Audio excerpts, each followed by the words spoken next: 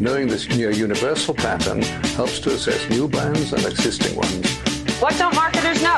Quite a lot. Marketers largely live in an anything-goes world where the latest fashion or fad drives an awful lot of practice. Segmentation is the recognition you can't serve everyone with equal satisfaction. This is the Zac Anesbury Show. Welcome. On today's podcast, we have Professor Ashish Sinha. I sat down to record this podcast while Ashish was visiting the Ehrenberg Bass Institute during his recent sabbatical. And the thing that really struck me about him was just how humbly he was for someone who had accomplished, quite a lot during his career. So despite his accomplishments as a research professor, his more recent role within the University of Technology Sydney, or UTS, was the Associate Dean of Research and Development. And as you can tell, that really steered our discussion. We go into great detail about the history of business schools, the current state of play, and importantly, where they will be in the future. Now, as marketers, we often sit within a business school, or our disciplines accompanied within an MBA. So I found this discussion, and you will as well, one that was useful and one that has to be had. But without further ado, Professor Ashish Sinha. Excellent. So welcome to the podcast, Ashish. Thank you for joining us today. Pleasure. So just for the listeners at home who may not quite have an understanding about who you are or what your role is, did you want to give us a bit of a brief sort of background as to who you are? Sure. So I'm currently a professor of marketing at UTS Business School. I've been there for the last 4 years now. I was previously the Associate Dean Research for the business school. I've just recently stepped down from that role a week or so back, and I'm currently on my sabbatical. So, I have interest and experience both in industry as well as in academia. My first degree was in engineering, and I have back-to-back degrees, so engineering and a PhD in marketing with a specialization in marketing science and minors in economics and statistics. And when I started working, I realized, and I started teaching at a fairly young age, started teaching MBAs. I realized that the MBAs actually had more knowledge than I did, and I needed to go out and work in the real world because I literally hadn't done that. And so an opportunity emerged, and that was to head up the analytics insights group of one of the largest marketing analytics firms, Information Resources Incorporated, and that was in Chicago. So I went over to the U.S. and worked there for 2.5 years. As I often mention, that was one of the best experiences of my life because it was a consulting firm. It exposed me to numerous problems that industry were facing. And what I also realized was the gap between industry and academia, and that something needed to be done to bridge that gap. And so due to family reasons, when I came back to this part of the world, I was determined to do something about that. And over the last 15 years, what I've been trying to do is essentially bridge the gap between, and that is largely to do with, trying to solve problems that are important to not only industry, but also to society, to improve consumer welfare in a number of different ways. And that, I think, has been my focus in much of the research and also the teaching, as well as the leadership roles that I currently have had. Okay, so that's really interesting. I heard you mention something along the lines of did you say you have a PhD in engineering? I've got an undergraduate degree in engineering. Okay. Because, one of the things that I always find quite interesting about guests of the podcast is, how did you find yourself in marketing? Because it's not something that little kids sort of want to grow up and be. It's the astronaut, it's the firefighter, it's a policeman.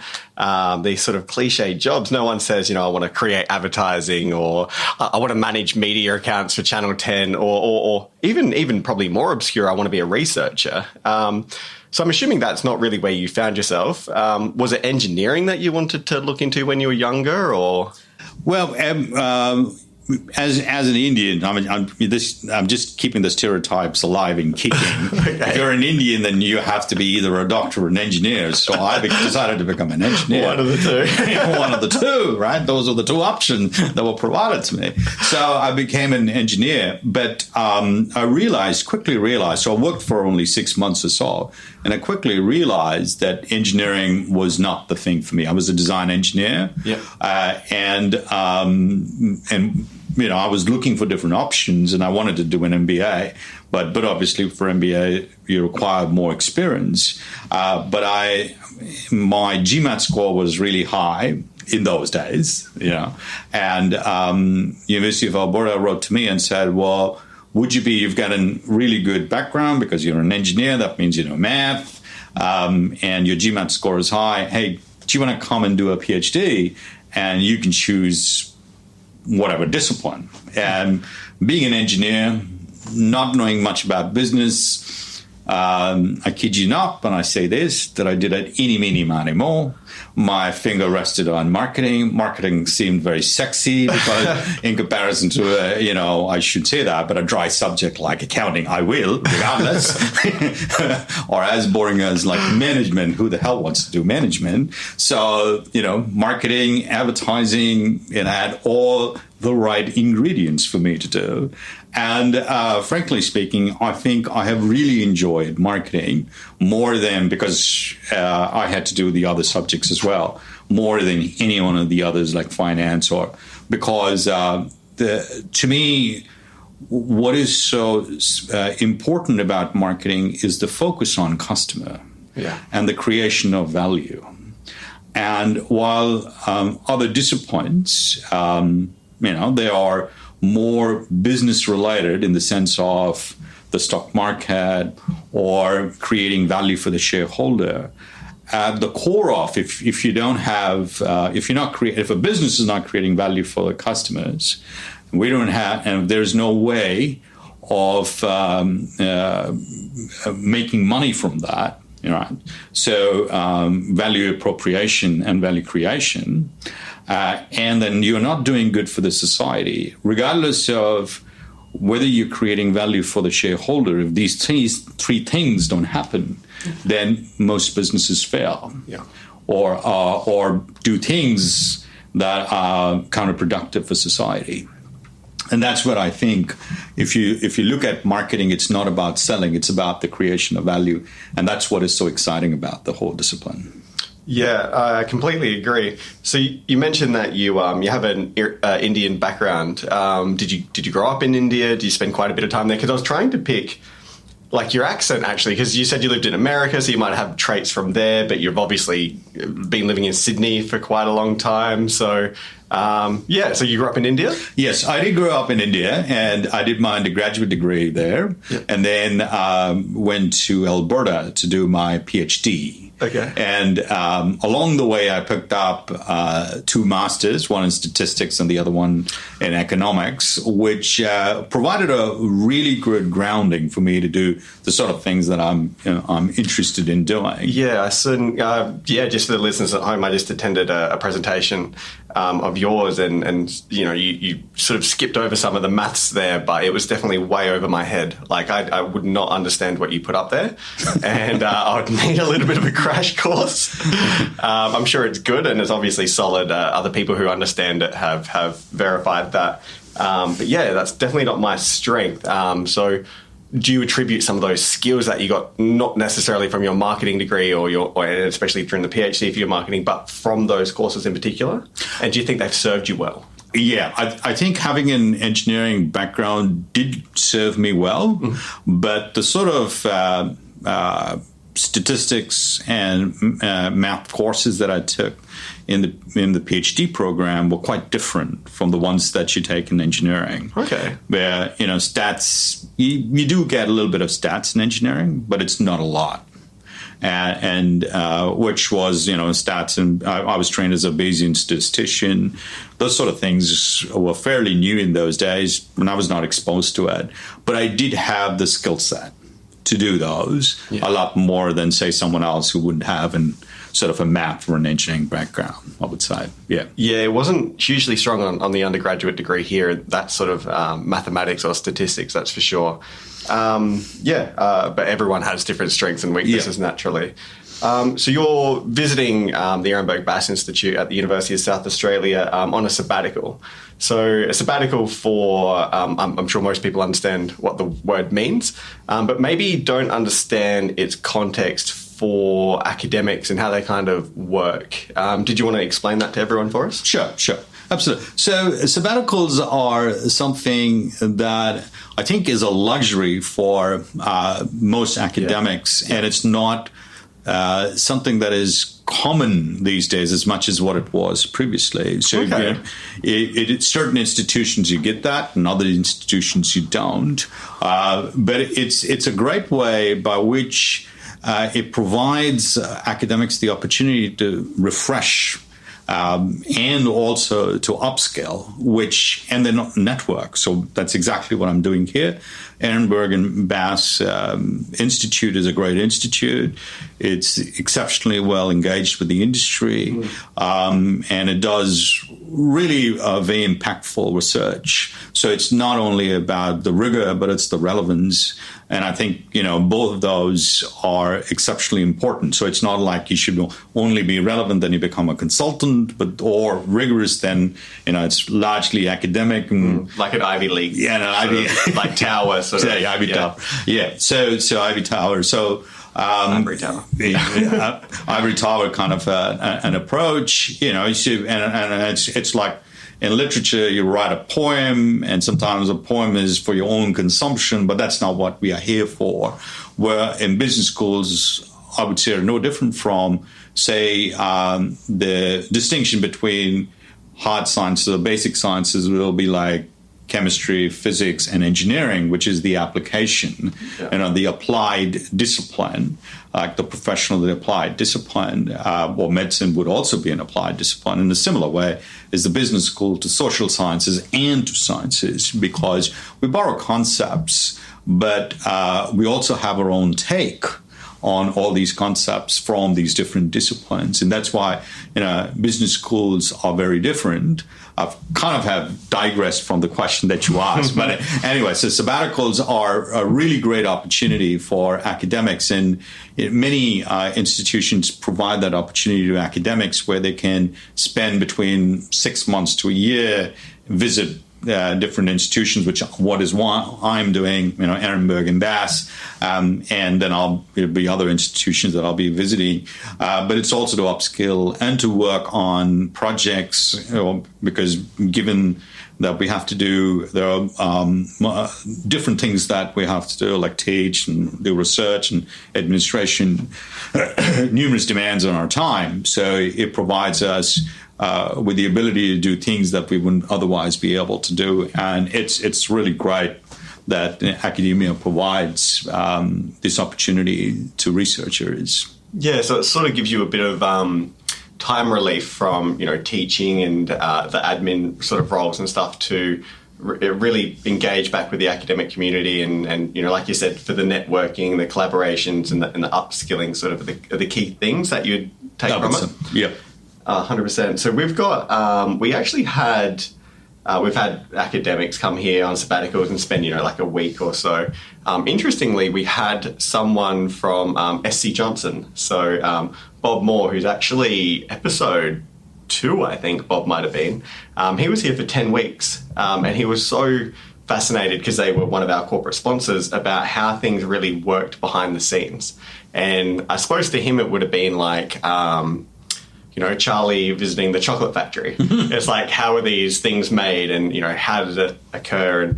And he found it really quite enjoyable to, sit in the seminars and see the level of scrutiny we have on each other's works and the academic debates and stuff like that. And one thing he found quite refreshing was the ability to separate out, people critiquing your thoughts and your arguments versus people critiquing you as a person. Yes. And you have to be able to separate out the two in this job because they're not the same. No. And your ideas are never perfect. And science, like, the whole job of science is to correct and improve things and move the ball slightly forward. Where he hadn't really had that in industry. It's like they didn't separate the two or have that level of scrutiny. I really enjoy that, actually. Is that something you enjoy? Or Yeah, absolutely. So I think the whole academic experience is about being able to not only develop new ideas, exist at the frontier and think very creatively, because we are allowed the flexibility, we're provided the flexibility to be able to do that. The independence, we have the independence to do that. But it's not enough that you come up with an idea. It's how it gets then discussed, debated, critiqued. But it's always should be the idea, not the individual. Yeah. Right. And while we're really good at that, I must say, where we probably are not as good, and when I say we, I mean business schools and academics in business schools, is this whole notion of relevance. I mean, how relevant is the research? Okay. So, are we solving things that are of value? Just as, when you think about marketing, and the centerpiece or the cornerstone of marketing is creation of value.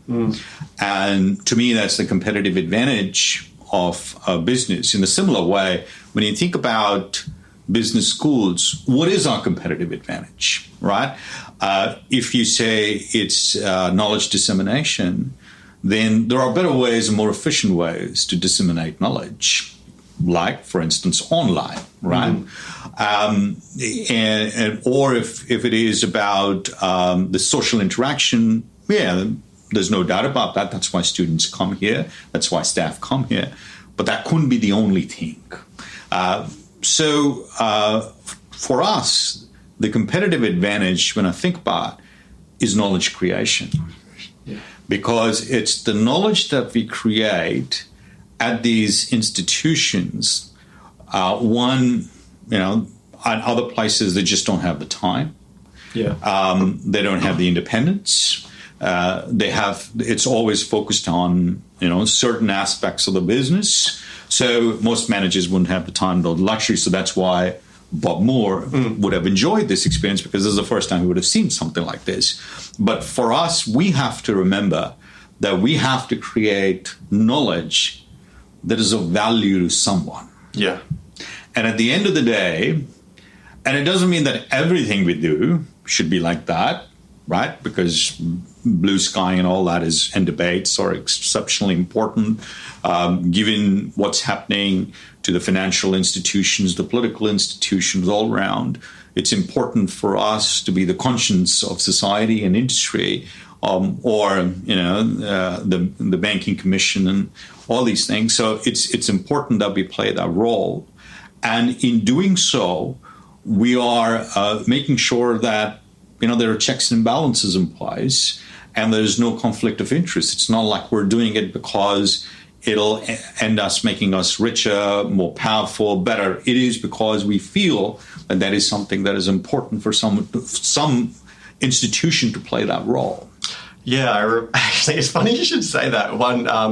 As I was moving between my master's and PhD, I was talking to the dean of academic research, I think, for the business school at the time. And I distinctly remember her saying to me, like, if your goal is to become a rich man, don't enter academia. Because, you can make a decent living here. Like, you make really good money, don't get me wrong, but it's not wealthy money by any means. Yeah. And what she really hammered home was the point that you have to have the passion and the desire to create that new knowledge, that you have to have this, burning desire, that you have questions that you just don't have answers to, and you have to be the person to get those answers. And and that's like one of the key things that made me have this decision to do a PhD. And I think I hadn't thought about it like you had just then, but I think you're really onto something in terms of it really is a bit of a luxury to have that time to figure out problems that are beyond just a narrow point of view. So if you're working for, some organization and you're even in their research or consumer insights part, your job is to figure out the problem with your brand, in your category, in your market. And usually it's kind of a short-term problem as well. We have the luxury of thinking, okay, can we find solutions to problems that occur for all of the brands in all of the countries in many different categories, and hopefully things that will continue to hold, and to be able to think quite widely, I think is like you said, a bit of a luxury, and it is probably, in some sense we have a different training in the way that we think, and that's from the PhD process, and as opposed to the capabilities of the individuals who are clearly intelligent at what they do. So yeah, that's a really good way of thinking about it. It changed the way I thought about it as well. It's really interesting. So you mentioned earlier that there's a bit of you're one of the key reasons why you entered marketing was this perception that there was a gap between industry and academia. Yep. I agree. I think that there's many academic articles out there that get that published that are barely cited by other academics. I was as an ANSMAC. When was it? It was the Christchurch one, so it must have been 2 years ago. 2 years, 2 or 3 years. Yeah. And one of the keynote presenters there at the doctoral colloquium said that 85% of articles in social sciences had 0 citations 3 years after being published. Mm-hmm. So they're not even interesting to other academics, let alone people in industry. And that really hit home to me, that you have to have this relevant research. Did you want to expand on that or talk about how you thought about that? Yeah, so, sure, certainly. So I wrote a piece on LinkedIn which got picked up by Campus Review, and it's about what was the title of that piece was The Death of Business Schools and How Should the Future Look. And if we were to look at or think about how business schools came about, it's got a rich history, 150 years old. The focus was largely on relevance, So it was very practical, hands-on sort of, and the skills that were provided were very functional. So whether it was marketing, 4Ps, or in finance, or do some accounting. And it was felt in the 50s that probably that's not the right way, because there's got to be much more to business education than these skill sets that are being provided so that they can, do their jobs in factories really well. Yeah, did they see it as almost like a trade discipline? As a trade discipline. Okay. So and there's no doubt about that. The business schools are a lot more than just that, right? And the education needed to reflect that. So in the 50s, business education changed a lot. And that was largely because of the Ford and the Carnegie foundations that wanted the business education to become rigorous. By rigorous means, that they're using scientific methods, which in some ways was a great development. But as often what happens is that the pendulum probably swings too far out, and it got to a point where we started, rather than being an applied discipline as engineering, we started aping social sciences, economics, other sciences. And whether that was necessary or not, it was just a means to try and impress each other. So to your point about 80, 85%, but obviously because, a lot of the stuff was created because something really arcane is of interest to me and maybe 4 of my colleagues, and that's it, right? And so because all that was of interest, I was trying to impress 4 other people. So relevance lost as a result of focus on rigor, but also on problems that were exceptionally narrow and are of interest to only select few academics. And over the last 50 years or so, that's the way a lot of business schools have operated. And it doesn't mean that the knowledge that they're creating had no value, but it certainly had limited value. And it had limited value not only to each other, so that means we had a clique here working on something that is of interest, not of interest to 90% of the others, then there was another clique here that was working on areas that was not of interest to the 90% of others. And so that was the other problem that it created. And I think we have to go back to our roots while retaining rigor. So it is important for us, and that's how we differentiate ourselves from industry, because in industry, it's the gut feel, and the gut feel probably works 60% of the time. It's the rigor that we bring to the debates, to the studies, that are equally important, because then that allows us to generalize beyond one specific narrow small problem that is being solved. So it's got to be a balance between these two, right? And it is the source of competitive advantage that we have. Otherwise, why would students come here, or why would the industry come here? Why can't they go just to a TAFE? If it is for a certificate, well, they could potentially get it online from a better institution if they didn't have this experience. So while you might have better institutions, the sort of curriculum that they'll offer, and these degrees, could be offered online, but the curriculum wouldn't have any local content, wouldn't have any local knowledge. That is a big source of competitive advantage, right? So if we make things relevant, and so it's a balance between rigor and relevance, but do it rigorously, and it's local content with local issues that are important to the community here, not forgetting that we are global citizens. So, what's happening in Colombia is, to a certain degree, and if there are problems, water problems, or climate change or sustainability, it will impact us. It may not impact us now. It will impact us in maybe 5, 10, 20 years. So that is of importance to us too. So I'm not only trying to say that, it's that all we have to care about are the local communities, but also the global community.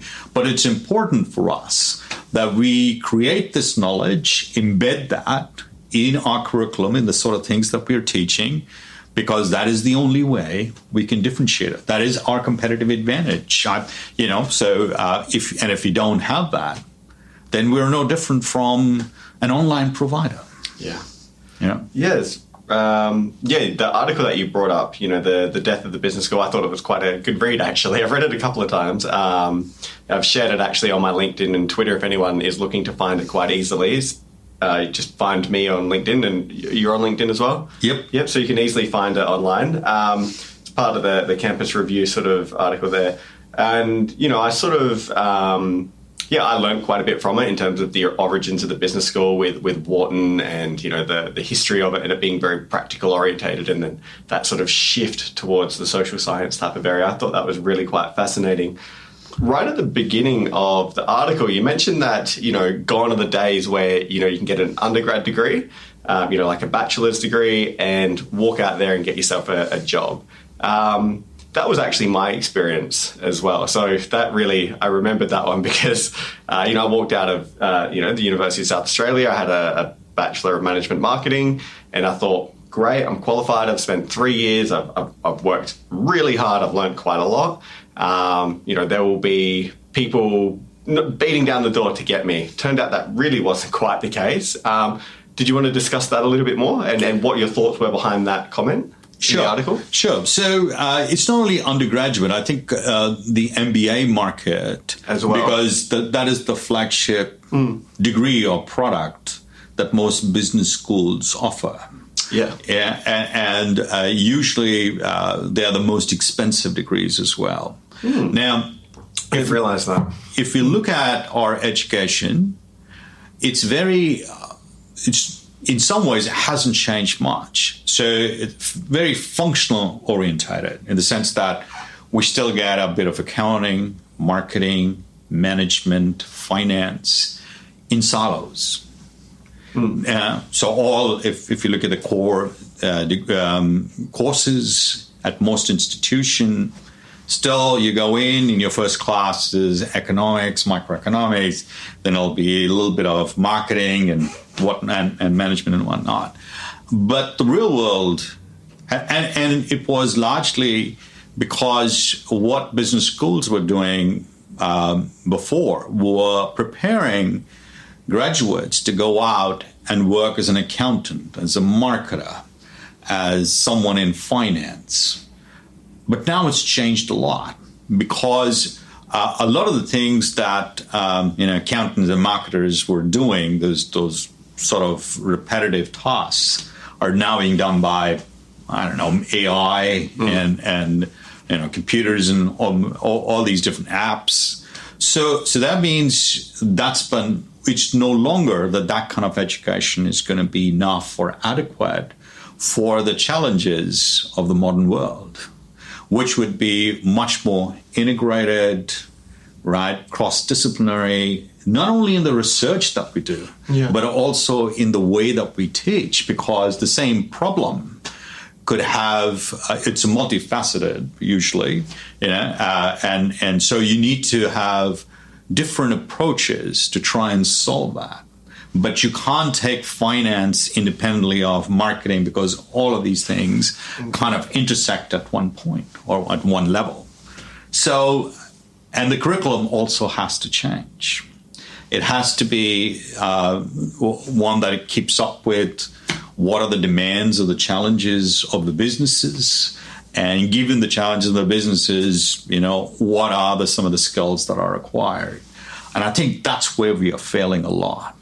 Okay. With the MBAs, that the way that they approach it is no different from what it was 20 or 30 years back.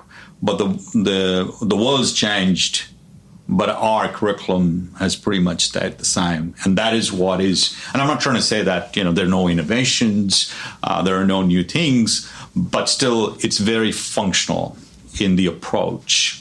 And that I feel is where, MBAs could walk into Wall Street, have experience in or education in finance, majoring in finance, and could easily get a high-paying job, or when it came to marketing, a brand manager. But a brand manager now is asked to do a lot more than what they would have been doing before. Yeah. And whether we prepare them adequately is the question that I have there. Okay, so your solution then is an interdisciplinary MBA. So rather than, the management, marketing, sort of finance, economics, those sorts of courses within the MBA, what would you propose you include instead? Or would you exclude anything? Or would you make it maybe a semester longer or a year longer? Is that? Yeah. It's not so much as longer or you include or exclude anything. I think it's the approach. If you are out to solve problems in the real world, right? I mean, usually the way that most undergraduate programs, they're structured, that you get all the functional knowledge, and then you have a capstone course that kind of tries to bring everything together. But it's too little too late. Yeah. It's in the third year or the fourth year, or in case of MBA, it'll be the last two subjects that are combined. Here you've got to do it right from the beginning. So if it's like we've got this marketing, finance, strategy interface, right? So because all the things that we do in marketing, a lot of that kind of overlaps with strategy, which then has an impact on the firm value and firm. So all these things are intertwined. It's not like they exist independently. So to be taught these things independently means that we really are. It's like the experience that you have in the Disney world, which is a very sanitized view of the world, right? Stripped down, and that's exactly what we are providing. But are we preparing our students for the real world, where most of the problems will be multidisciplinary in nature, and when you wear the brand management hat, it doesn't mean that you don't have to do anything related to accounting or to finance or to management. You've got to do everything. And so that's where I think our approach to education and teaching has to be, which is perhaps some institutions are already trying that, but it's not easy because that means we have to break down the silos. Okay, yeah, I think I see what you mean. So I don't have a huge amount of experience with the MBA, but very much with the undergraduate program, like, you have your microeconomics class, and you have your accounting class, and then you have your marketing class, and you have your management class, and so on and so forth. And they are very kind of siloed. You'll learn about microeconomics here, and then you'll learn about accounting here, and you'll learn about marketing there. And they don't, there's no cross-pollination as much. Is that what you're trying to suggest? That, when, say, for example, because I can only control what I do, if I'm teaching marketing strategy, for example, I should then discuss the flow-on effects for the other departments within a business. So then it is a bit more reflective of the real world and that less sanitized Disneyland version of it. Yep. Okay, that's really interesting. That's something I'll definitely think about for sure. In the article that we're talking about, you also mentioned a disruption to the market by like online players. Is that still a developing thing? Is there still a small portion of the market share there? Is it growing? Do you see it as a real threat? Especially, I think you mentioned, if you can, Australia, for example, has a dependence on international students, primarily from India and China. But if they can stay in their home countries and earn a degree online, say, from example, like a Harvard or a Wharton, do you see that as being a threat? Or, what are your views there? Sure. So there was a debate that ensued in the around 2012, 2013, and that was to do with the future of Harvard Business School. And there were two biggest stalwarts of strategy were going head-to-head as to how Harvard Business School should position itself, given that in those days, the notion of digital disruption was probably as big as what it is now, if not bigger. And those two were Clayton Christensen, who is the so-called the father of disruption. The word disruption disruptive strategy was coined by him, right? And the other one was Michael Porter, who believes in competitive advantage, and that you have to identify what your competitive advantage is, and then you got to make sure that it isn't embedded and strengthened by everything that you do. So Howard took the approach of Michael Porter, said that, online will disrupt, but let's identify, it can potentially disrupt, but let's identify what our competitive advantage is. And the competitive advantage for them was knowledge creation, the sort of case studies and the research, which is very applied. And the other thing was, so the knowledge creation was one, and the other one was the social interactions. So when you go to classes there, it's in the form of case studies, right? 80 minutes where there's the social interactions that's what dominates the experience, most of the students' experience. So they said that they needed to do something to retain both those competitive advantages and not embrace digital or online education. And out of which came HBX, the Harvard Business X, and which was, a set of courses that are provided online by Harvard. And I think it's accounting and statistics, so there are three of them. And these three courses were targeted at a very different segment from an MBA. So it was those who were thinking of doing an MBA, or those who didn't know anything about business and wanted to learn a little bit about that before embarking upon some degree. and it's an absolute money spinner, right? So I think there is no doubt about that you could get disrupted, but only those universities and business schools that don't have a competitive advantage will be the ones that will get disrupted. Now, if we think of what is our competitive advantage to me is no different from what Harvard's is, which is these social interactions, right? When students come here, they come here for the experience. So that means face-to-face is exceptionally critical and important, right?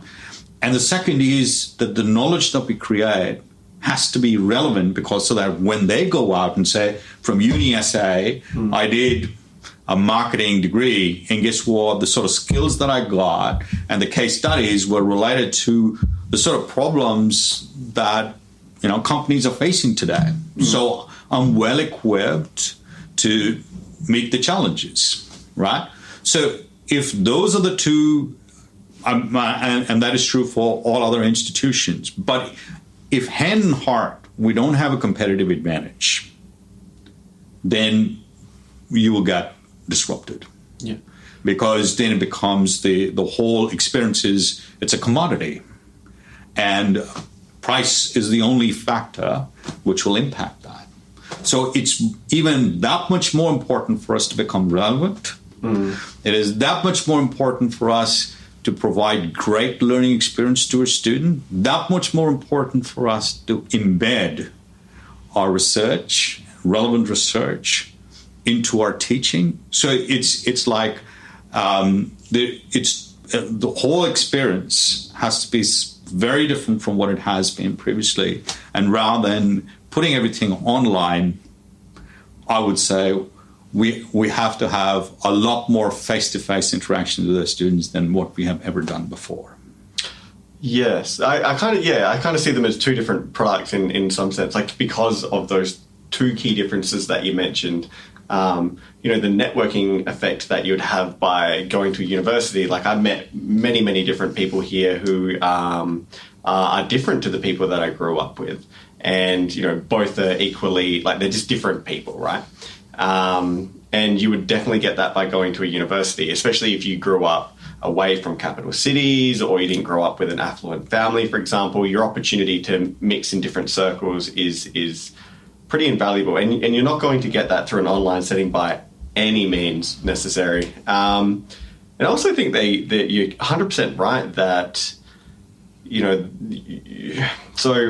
very well aware how the academic process works. So you spend years upon years thinking, writing, analysing the data you've collected, thinking about that a lot, and eventually you come up with a solution and you put it forward, and the peer review process can take years in itself. Then there's a little bit of a delay on when it gets published. So the thought and idea that you have today, when you've figured out the answer to a question you've been having, may not see the light of day to the public for 3, 4, 5 years. You just gave a presentation where some of the results that you came up with, because there was an embargo on the data, took 10 years before it could actually be published. But if I'm in the classroom with you and you have this experience and this knowledge and you're very confident in it that it'll eventually get published and there'll be some tweaks to it or whatever, but even though there are tweaks, the still core of it's the same, you can teach that to students. Sure. And they're never going to get that through an online experience, because the online experience, because I've gone through a course that's been made to be online, is bare bones is probably the way I'd describe it. So because they want short 5 to 10 minute videos, very contained tasks to do with them, and it fits an online course beautifully, and I've tried to put myself in a student position and works really well. The online course is great, but it's not the same experience. Absolutely. You don't have someone standing there in front of you talking about the client that they spoke to last week on the phone and what problem they had. And, we disagree. You don't talk about categories or brands or anything, but so you don't get that. Yep. And that is the competitive advantage. And by putting courses online, we're actually eliminating the advantage that we have. So in some ways, it should be used as a complement.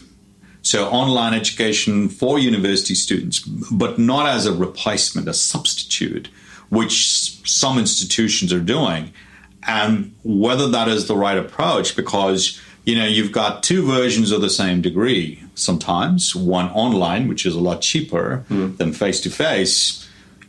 As you know, you are a expert in brands. You can't have a premium brand and a low-end brand coexist under the same brand umbrella. Yeah. So it's not like it's a Jetstar and Qantas. It's like Qantas 1 and Qantas 2. And Qantas 2 is a lot cheaper than Qantas 1. That just doesn't gel. Yeah. So that's the other bit as well. From a branding perspective, it's just wrong. So as long as it's used as a compliment, that's fine. But as a replacement, as a substitute, which is what a lot of institutions are trying to do, means that in some ways we're not leveraging our competitive advantage. That's the way that the University of South Australia is moving. So we have UniSA Online, and so it's still using the same brand name. And I think the whole idea is students who are not within South Australia or moving to South Australia from anywhere within Australia. So we're very much contained within Australia at the moment. But then obviously, depending on different legal situations around the world, an international product at some point. It's not the same product. So you'd probably get the core knowledge out of it because that's essential. And when I did the course that I did, that's definitely the case. But yeah, it's that interaction, it's the networking and the interaction that you kind of miss out on. And if there's a price difference, then I suppose that kind of reflects that. Yep. UniSA Online is, if it is cheaper, I'm not 100% sure, would be cheaper for a reason. And they're probably the two things. Yeah. So if your competitive advantage to me is about knowledge creation and embeddedness of that, social interactions, that has to come through. And whether it is online education or whether it is face-to-face, if you can somehow or the other manage to get those through that experience, then you will never get disrupted. Yeah. But on the other hand, if hand in heart, we really don't have a competitive advantage, then we will get disrupted. Yeah. So if you're a higher education institute that has no culture on campus, like I'm on the City West campus of UniSA, and when I did my undergraduate degree, you didn't want to be here. There was not very nice cafes. It's a bit of a concrete jungle, and there was no vibe. But they've done an excellent job. They put a lot of money into attracting nice restaurants, nice cafes, green places to sit. There's always feels like there's something going on here, and they've created specialty areas for students. And I think maybe they've identified that as being a real issue, because then they can address that and add that value to students. And not to forget the impactful research that you guys are doing, particularly in the Ehrenberg Bass, that you can embed. So that is a competitive advantage because it's relevant, it's rigorous. So it allows. So it's like it's a nonlinear effect in some ways, right? So it's the not only the networking opportunities that you have, the social interactions, but then it's also the sort of content that is being provided, and everything combined is like the competitive. You are leveraging the competitive advantage and increasing it, multiplying it. That's the multiplier effect on that. It's funny you should mention the institute, because we do have students who are just undergraduate students, so they haven't worked for us, but they've obviously had the teaching from us, and that's what they've either put on their CV or discussed in the interview with employees. It's like, my lecturers were, senior marketing scientists from the Ehrenberg Bass Institute, and therefore that gives me that I should be a better candidate for this role than someone else, because I've heard real world problems and how people have gone about solving them or collecting data or any of those sorts of things. Sure. So you sort of mentioned around the 1950s and this game playing towards metrics and how that sort of pushed us too far to the other side. So we were start off as a discipline being very relevant, and then it moved towards being maybe a little bit too scientifically rigorous, and that the sweet spot would be somewhere in the middle. What sort of rankings and are they looking for, and does it become a little bit of what gets measured gets done sort of thing? And I understand why this would happen, but I'd like to hear your thoughts on it. Yeah. It's one of the hard things. Ranking is one of the hard things because if you are not playing the game, then you lose out because, one of the things that's particularly internationally and with the students as well is when you can go out and really, crawl or shout your rankings because those are indicators. It's like a brand associations, so it's pretty much an indicator of quality. Yeah. So, but if the only thing that we're doing is that, right, that's the only game that an institution is playing, in the long run, they'll lose out because there are ways to game the system, but over a long period of time, these things will come to surface that it's only that much game that you can game the system only that much. So, but they will be important, but there will be different measures. So it will not only be based on research output, citations. Okay. It'll also be things like impact that the work has on business and society would become equally important. Yeah, which is a little bit harder to measure at the moment, right? Yeah, and it's fine because everything that can be measured shouldn't count, and everything that can't be counted should. So it's a balance between the two, and as long as we know that this is what good work is, that's what I think will become more important in the future, and rankings will always be around. We'll have to play the game, otherwise we lose out globally. But that shouldn't be the only focus. So those are some of the measures. But impact will also become very important. Now, for impact, the focus should not be on impact, which, again, I like the Institute because the focus has to be on engagement. If you are well engaged, then you solve problems that are relevant, that can have the potential, not all of them, but some of them can have the potential of making a big impact. But if you're, again, focused on the impact, then it's like the focus is so much on impact that you forget that there is an engagement bed that is perhaps much more important than impact. Yeah, definitely. Excellent article if anyone wants to read it. You've kind of just got a really good overview of it just then. So just going back to something you mentioned a little bit earlier. So you worked for IRI in Chicago. Yep. How long ago was that, and how did you find that experience? What sort of did it have a positive effect on your career? Did it change the way you think? Do you want to talk about that a little bit? Sure. So that was, it's been a long time, 19 years back. And I worked there for 2.5 years, 3 years in total, but 2.5 years in the role of Vice President of the Analytics Insights Group. It was by far the best experience of my life. One of the things that I really liked, because it was a consulting organization, that I was exposed to multiple problems that managers were facing. And that's where I got my PhD from Alberta, which is a really good university, really good business school. My training was excellent, but one of the things that I didn't have were problems to solve. And so they were being manufactured from the literature or what I felt or thought was important, but there was no way for me to tell that those problems were actually of importance to anyone. But when I went to IRI and I saw experienced firsthand, some of the problems that managers were facing, it was like, whoa, we didn't even know that these problems existed.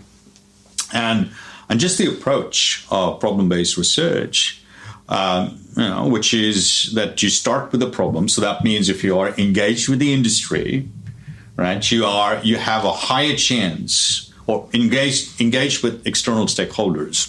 Industry is one of them. Could be policymakers, government, whoever it might be. If you're engaged with them, there's a higher chance of recognizing a problem that someone would like solved, but don't either have the time, the skill set, the ability to solve it. So you bring it inside, and usually, and when I say bring it to the university or bring it to the business school. And usually most of the real world problems are multidisciplinary in nature.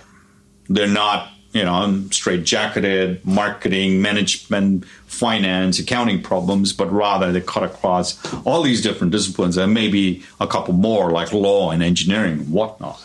So that was a major revelation for me, that if you are to solve problems, then automatically what it'll force us to do will be to exist at the or academics to exist at the intersection of all these different disciplines. It's not like we're not a part of marketing, but it is that you're using that knowledge, leveraging that knowledge to solve this much bigger problem in which marketing has a role to play.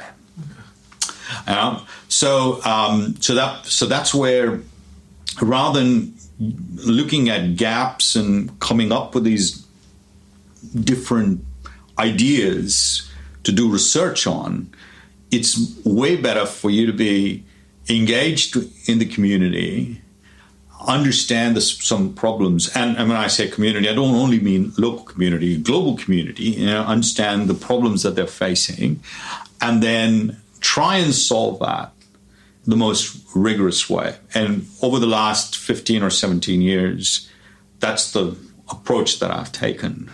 And I always wanted to have an impact on industry and community. So what the role that I played is usually being a consultant to consultants. Yeah, I wasn't sure what you meant by that. So you could consult for end users, like a company, like I'm just here taking an example. Unilever could be one of them, or Telstra could be another one. But it means that there's a lot of client interface, and that's time consuming. And as an individual, as an academic, I never had that time. So what I did was I consulted for or helped companies like McKinsey develop some solutions that they could then go out and work with their clients, or with Aztec, or with IRI. Okay. So that meant that as long as I could train the consultants and initially help them even sell the products or solutions into the client organizations, then that was as far as my, so to say, interaction with the end client went, because that was exceptionally time. So the focus was always on solutions, but then the good thing about that is that it's much more generalizable to the point that you made, rather than just being, problem specific to a particular industry or a company. It was something that is generalizable across various industries, companies, and could find a lot more, problems that it could solve, rather than just focusing on a narrow few. Mm-hmm. Is that really where you were going with? Because I wrote this down during your seminar, actually, which is publishing will become, and I'm paraphrasing because I'm not that quick at writing. I mean, I don't know how many people use pens these days. I'm mostly typing. Yeah. Publishing will eventually become a byproduct of a problem that needs to be solved. Yeah. Something along those lines? Sure. So what I was alluding to there, emphasizing as a matter of fact, more than alluding, was that usually academics approach the publishing game by looking at or identifying projects they feel could get published in a journal. Especially those top-tier journals. So rather than I'm trying to solve a problem, and in the process of solving the problem, I will develop something that is new, novel, different, that will then find a home at a good journal. Mm-hmm. So these are two different approaches. One is that publishing is the outcome, and the means to achieve that is through doing interesting research. The other is publishing is the only thing that I'm interested in, and regardless of what I do, that's the only focus that I have. Yeah. right? So that's why it's a byproduct, because sometimes the problems that we solve might not end up in a journal, let alone a good journal. And you've got to be fine with that, knowing that you've made an impact, however small it might have been, or that you have engaged with the external stakeholders. And that in itself is good enough, you know.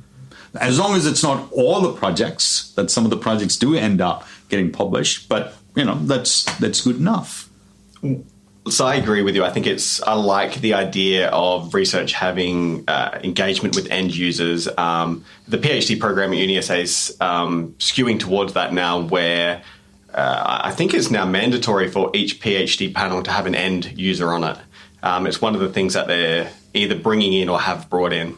So that way, you know, your PhD students are spending 3-4 years of their life solving something that kind of matters to the world, and not just publishing something that's this small gap that maybe speaks to other academics. I'm just trying to think there what will change that. So is it what we get evaluated on? So everyone has, KPIs or annual reviews at the end of the year, and they sit down and they'll sit us down and they'll say, Zac, how many journals have you published, or, what's your engagement and how's your teaching going?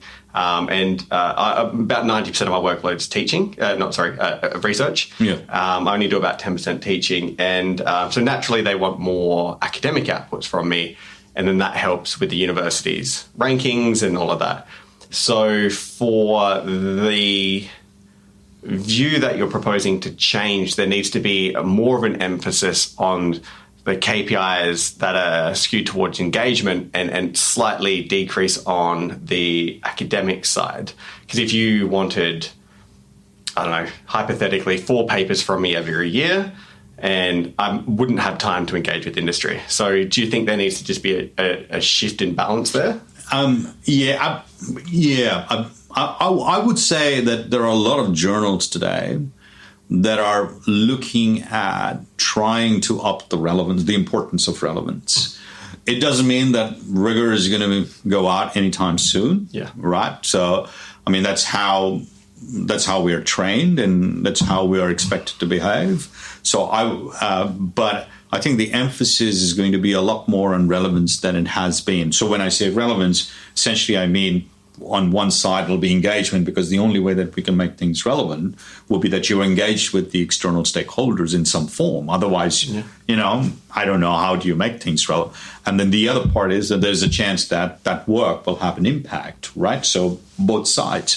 So I think it's much more than just the weights that you put on engagement versus teaching versus research. Yeah. It is your approach to being an academic. So it comes from the individuals. And the system as well. And the system. Okay. It's got to be a combination of that. Because the system is now recognizing, and whether they are able to change, how quickly they're able to change that, who knows? But all the journal editors of, the highly ranked journals are now emphasizing a lot more on relevance and impact than they ever did before. Yeah. Now, it doesn't mean that they'll change their practices overnight. I doubt it. But at the same time, it certainly means that these issues have a lot more visibility than what they did, say, even 5 or 10 years back. So all these things, just as, when you talk about the 50s and 60s and how things changed, it didn't change overnight. It took some time. In a similar way, I think it's going to take some time. And the universities have to also recognize that, publishing is important. Publishing in good journals is important because they are indicators of quality, and that they have an impact on rankings and everything. So you can't throw the baby out with the bathwater. But at the same time, that should not be the only focus, right? And so you look at, someone's published in Journal of Marketing Research with the big journals, but at the same time, this work has also had an impact, or whether it's had an impact or not, or it's just been, navel-gazing, and somehow you managed to publish it in a good journal. Excellent. So, very good discussion. one thing, so you're obviously a high-achieving person, very intelligent, and you've had a successful career because I've read up on your bio. Thank you. And kind remarks. So one of the things I always think about when I meet people who are a similar position to you is I try to figure out how they got there, because I'm quite young. I'm 31 now. I almost said I'm only 30, but I'm 31. And I think some of the listeners of this podcast would be, whether they're in academia or whether they're in industry, probably quite aspirational. They want to better themselves. They want to look back in 30 years' time and be like, I did well in my career. And one thing that I've noticed, that seems to be a little bit of a trend of people having some sort of mentor through their life. Did you have a mentor, or how did you approach that, or did you have someone guiding you along your career? Is that something that you can? Yeah. So I did have mentors at various different points in my career who play a very important role, but it was not like there was only one mentor. Okay. So there were a set of mentors. I learned my research training. My supervisor was my mentor, trained me really well on research. But then the whole impact bit, I got it from someone else. And it's important that you have these mentors, but also remember the mentors are there to advise you, not to really help you do stuff. Yes. So they'll advise you, and you say, okay, yeah, this makes sense, and this is how I'm going to approach it. So when it comes to things like impact and engagement, I had who I call my academic grandfather, Professor Rajendra Srivastava, who was the provost at SMU, the Singapore Management University, and now is the dean at ISB. He's someone that I really respect a lot, because in his role, he has tried to push the impact bit, but without losing rigor. So that means, it's again the whole balance of that you require both in order to be successful. And if all that you're doing is, rigorous research, then that's not going to be adequate. So mentors have a role to play, but they're there to advise and maybe help a little bit. But then you have to, as an individual, kind of think, what is it that you want to achieve, right? To your point, if you're into making big bucks, then probably this is the wrong profession. I mean, again, don't get me wrong, we get paid really well, and I'm not complaining at all whatsoever, right? But you won't be able to earn as much as a CEO of a very large bank, for instance, if you're in this role, and you don't expect to, right? So you've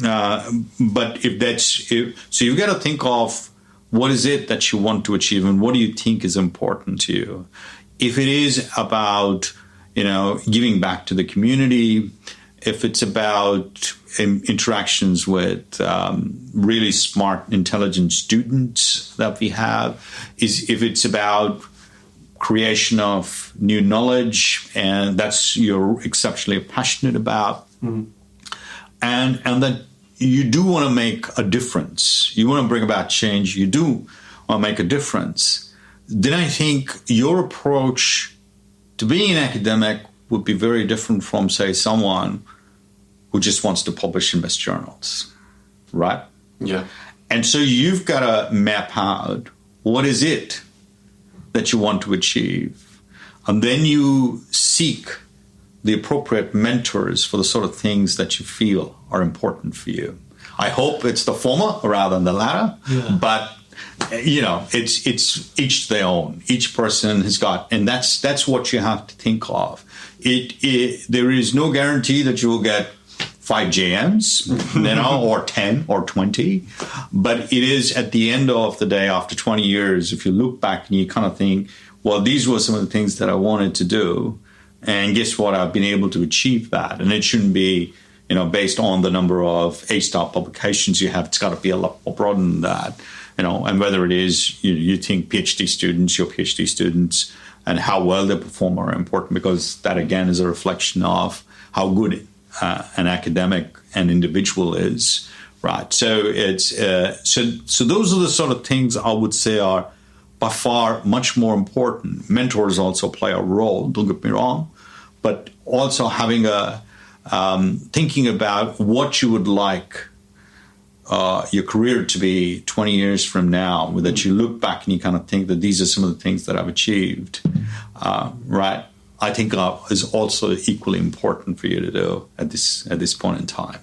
That's great advice. On that note, is there something that, you're particularly proud of achieving? Like I said, I've read your CV. I'm quite impressed. Is there something that you point at and you're like, and you're a very humble person, what is it? Is there something, maybe it's the JM article or something you did at IRI?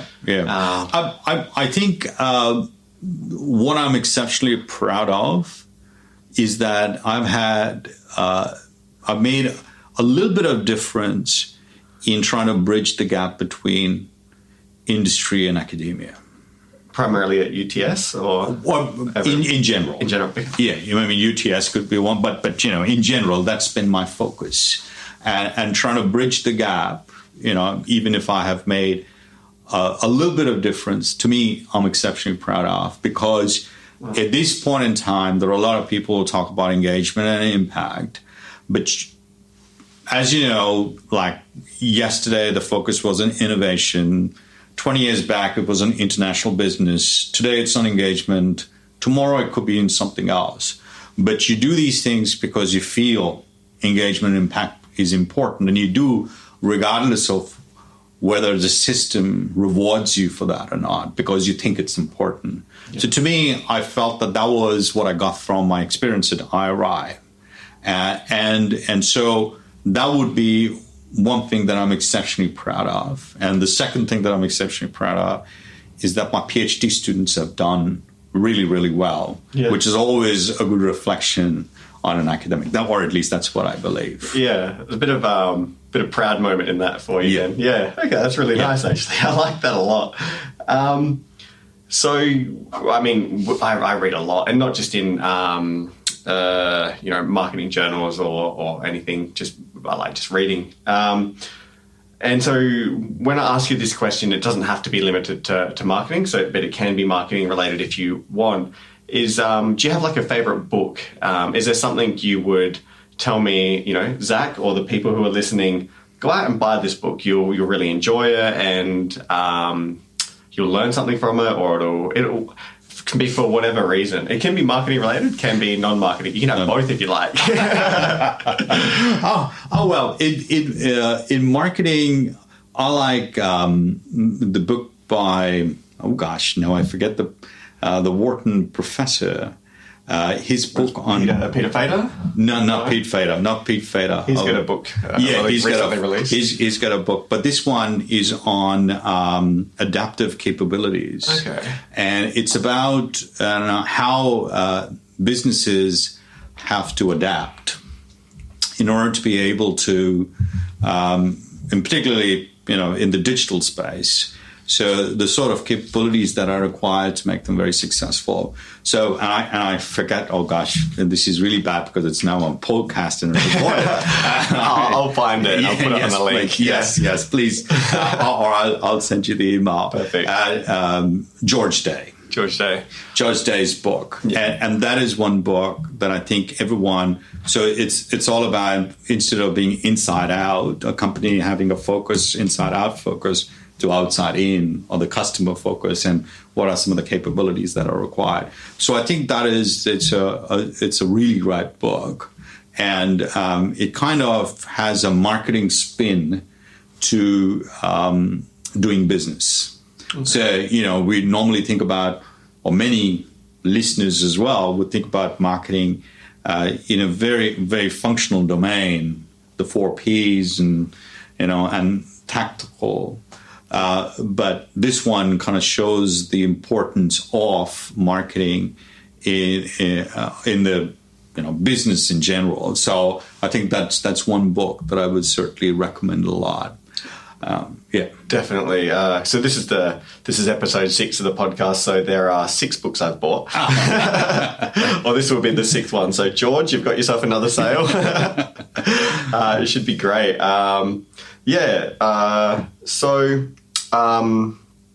have ANZMAC coming up at the end of the year, which will be held in Wellington in December, which should be very exciting. I think you mentioned you're going there. Yes, I am.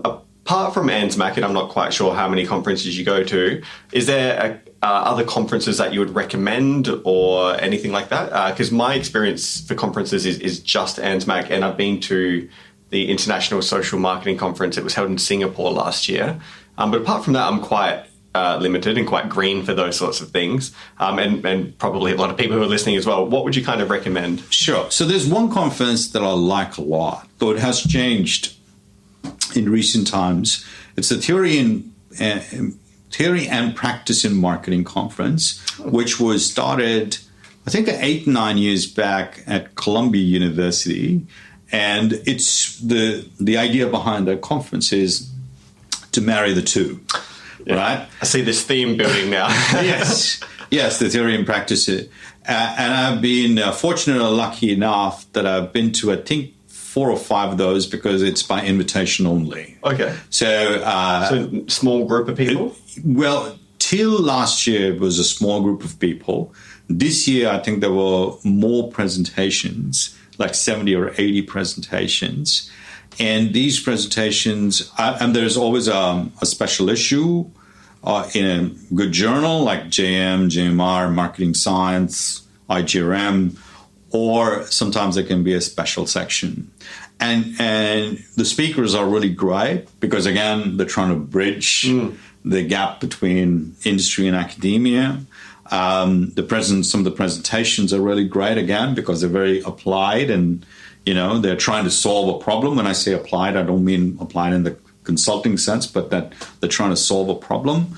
So I think that is one conference that I really like a lot and try and go to it if I can, because, it's by invitation. So you have to submit your paper, and if it gets accepted, then you get to go, otherwise not. So it's not like that anyone can show up. So that would be one conference that I would strongly recommend people to go to, because it is one where you see more so before than now, where there are all these academics and practitioners who are actually interested in solving problems, and they're brought together, and usually the sort of presentations are not the usual run-of-the-mill, but very different from those. So yeah. Excellent. That's a really good tip. I was going to say I'd have a look, but I have not been invited. So maybe next time. Eh? Yeah. Sometime during my career, maybe. Excellent. I've had I've learned a lot from this sort of podcast and this discussion. So I do thank you very much for spending the time with me. Just before we sort of sign off, I like to sort of end on the note of, if you could give, the listeners and people who, listen to this podcast, and I suppose me, in some sense, I'm a listener in some sense. I'm the interviewer, but I'm kind of the listener. Funnily enough, I listen to these afterwards a couple of times because I'm so absorbed in the process that I only get half of what you're saying, and then I'll listen to it. And I learn a lot by re-listening to these. But the question really is along the lines of, what advice would you give someone who is who's young, who's and it doesn't have to be about career related, it could be life advice, anything like that. What advice would you give to someone, coming from someone who's done quite well in their life? What would you say to someone? I think my advice would be that relationships are by far the most important. And regardless of what you do in career, if you don't have great relationships and relationships with friends, with family, with spouse, children, whatever, regardless of what you're doing in your career and how successful you are, you know what? Once you're not in a position of power, of importance, people forget in like 5 minutes. So it's the sort of things, the legacy that you leave behind, And as academics, I know, you ask, as for academics, it's the students that we have, the colleagues who remember you even though you are long gone, and the PhD students who respect you even though, they don't have to, and they are in really important positions themselves. I think those are the sort of things that are important, rather than focusing on the next JM or JMR. And they may come or may not come, and so be it. So to me, relationships, I think, are by far the most important. And relationships, whether at work or home or, elsewhere. And unless you have these relationships and strong bonds with people, or could be for pets too. It doesn't only have to be, regardless of how well you do in career. And there are different ways to measure that anyways.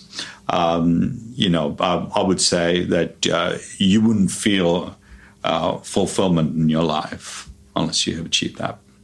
I think that's a really nice way to end the podcast, and an excellent piece of advice. So thank you again for spending Thanks, Zach. Yeah. And go grab some dinner. Great. Hey guys, it's Zac Anesbury here with just a couple of quick reminders. If you've enjoyed today's podcast, then make sure you subscribe so you never miss an episode.